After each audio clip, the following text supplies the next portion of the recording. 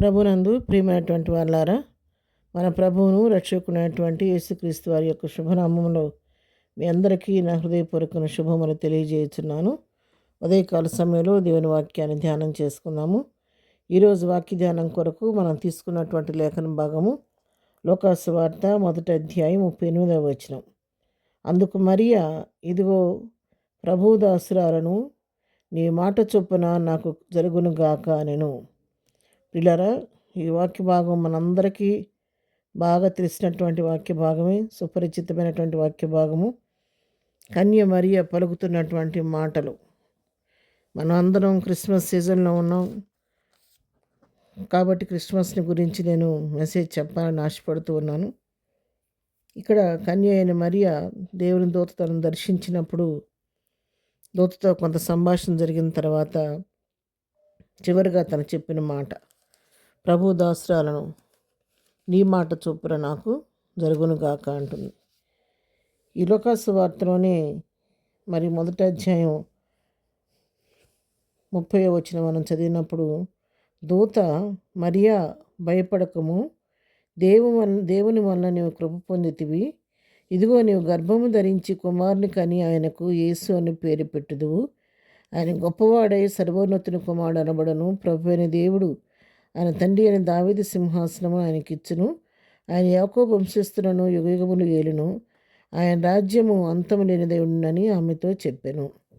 ఇక్కడ ప్రభు దూత గబ్రియేలు దూత మరియను దర్శించినప్పుడు ఆమె కన్యక ఆమెను దర్శించి దర్శనంలో ఈమెకు చెప్తుంది, మాటలు చెప్తుంది. దయాప్రాప్తురాలా, నీకు శుభము, ప్రభు నీకు తోడై ఉన్నాడని చెప్పింది.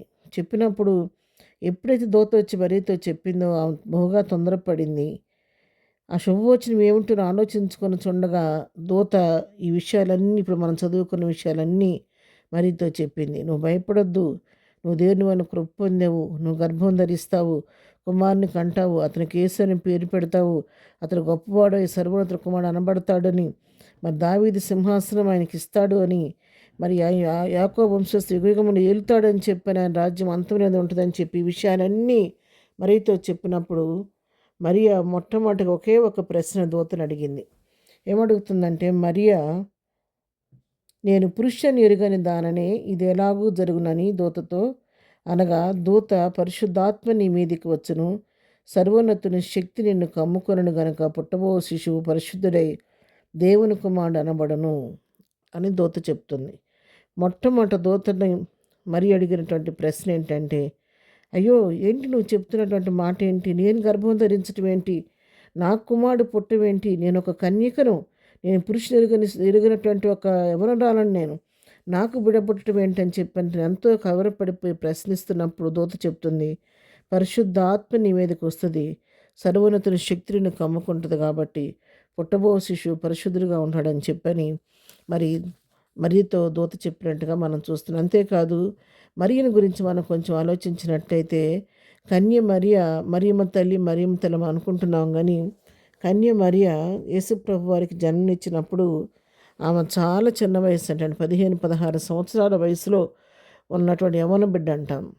పైగా మరియ పరిస్థితి మనం ఆలోచించినట్లయితే ఆమె అప్పటికే యోసేపుకు ప్రదానం చేయబడి పరీక్షా సమయంలో ఉంది. ఇంకా వివాహం జరగలేదు వివాహం, ప్రదానం చేయబడింది యోసేపుకు. ఈ మధ్యకాలంలో ప్రభుదూత సంధించి మరియతో తెచ్చినటువంటి వర్తమానం ఇది.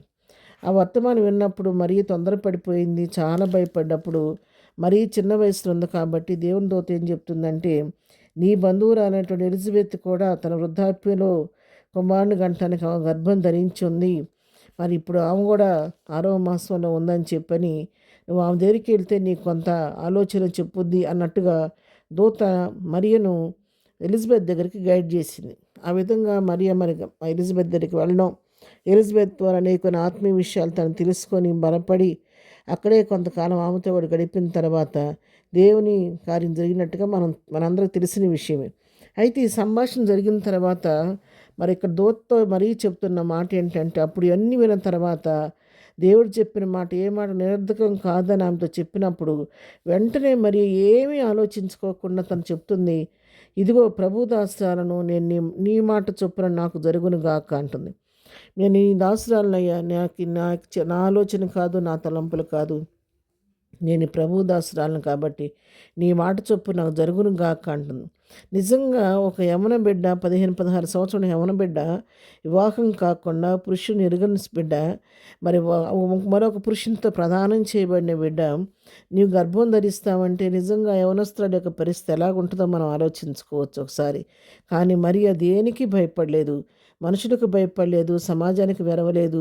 మరి యోసేపు వలన ఇటువంటి శోధన వస్తూ తను ఆలోచించలేదు. యోసేపు కుటుంబీకుల వలన ఎలాంటి పరిస్థితి ఎదురవద్దని ఆలోచించలేదు. తల్లిదండ్రులు ఏమంటారని ఆలోచించలేదు. ఈ విధంగా నేను యవ్వన కాలంలో నేను గర్భం ధరిస్తే లోకం ఏమంటుందో, ఎలా నిందిస్తుందో అనేటువంటి ఏ పరిస్థితికి కూడా తను ఆలోచించుకోలేదు, తను భయపడలేదు. తను ఒక నిర్ణయం తీసుకుంది, లోకరక్షకుడు నా గర్భాన్ని ఉద్భవిస్తున్నాడు కాబట్టి ఎటువంటి పరిస్థితి నేను నా రక్షకుడి యొక్క జన్మనివ్వడానికి నేను సిద్ధంగా ఉన్నాను. ఎటువంటి శోధనైనా నేను ఎదుర్కొంటాను, నా లోకరక్షకుడిని లోకానికి అందించడానికి నేను సంసిద్ధంగా ఉన్నానని చెప్పని ఏ పరిస్థితి అయినా కానీ నేను తట్టుకొని దేవుని కార్యం నెరవేర్చడానికి, దేవుని యొక్క మాట నెరవేర్చడానికి నేను అప్పగించుకుంటానని చెప్పి తన జీవితాన్ని మరియా సమర్పించుకుంది. అవునండి, క్రిస్మస్ అంటే ఒక సమర్పణ. Christmas is a submission.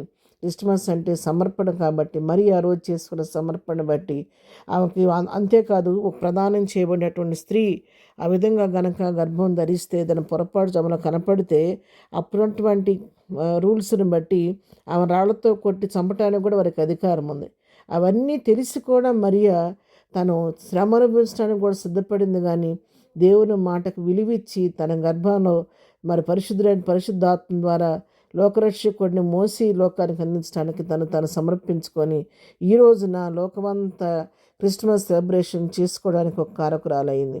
ఆ రోజు మరీ చేసిన సమర్పణ వలన పరిశుద్ధుడు, నీతిమంతుడు, నిర్దోషైన ప్రభు ఆమె గర్భాన్ని ఉద్భవించి పరిశుద్ధుడిగా ఈ లోకానికి వచ్చి ఆయనే మరి 33 సంవత్సరాల లోకంలో జీవించి నా కొరకు నీ కొరకు సిలువ బలియాగం చేసి మనకు విమోచకుడిగా అయ్యాడు. ఆ రోజు మరియు సమర్పణ వలన ఈరోజు మనం పండుగ చేసుకున్నాం ప్రియారా. ఈ పండుగ దినాల్లో ఈ పండుగ ఈ సంవత్సరం జరుపుకునే క్రిస్మస్ సమయంలో నువ్వు దేవుని కొరకు నువ్వేమి సమర్పణ చేసుకొని ఆలోచిస్తున్నావు ఒకసారి ఆలోచించి మనం కూడా మన హృదయాలను ప్రభు కొరకు సమర్పించుకొని ప్రభుకి ఇష్టమైన బిడ్డగా జీవించాలని కోరుకుంటూ నా మాటలు ముగిస్తున్నాను. ప్రార్థన చేసుకుందాం. ప్రేమగా తండ్రి, మరీ చేసిన సమర్పణ వలన ఈ రోజున లోకరక్షకుడు లోకానికి వచ్చి మహింపరుచుకునే భాగ్యం మాకు ఇచ్చారు. మా జీవితాల్లో మేము కూడా సమర్పణ కలిగి మీ నా మహిం కొరకు ఈ లోకంలో జీవించి ధన్యత భాగ్యం మాకు దయచేయమని ఉదయకాల దీవెనలతో మా పిల్లలందరినీ దీవించి ఆశీర్దించి నీ కృపకు పాత్రులుగా చేయమని రాకపోకుండా కృప తోడుగుంచమని యేసు పరిశుద్ధ నామములో ప్రార్థించి అడిగి పొందుకొని ఉన్నాము తండ్రి. ఆమెన్. ప్రభు కృప సదాకాలము మనందరికీ తోడయుండి నడిపించునుగాక. ఆమెన్.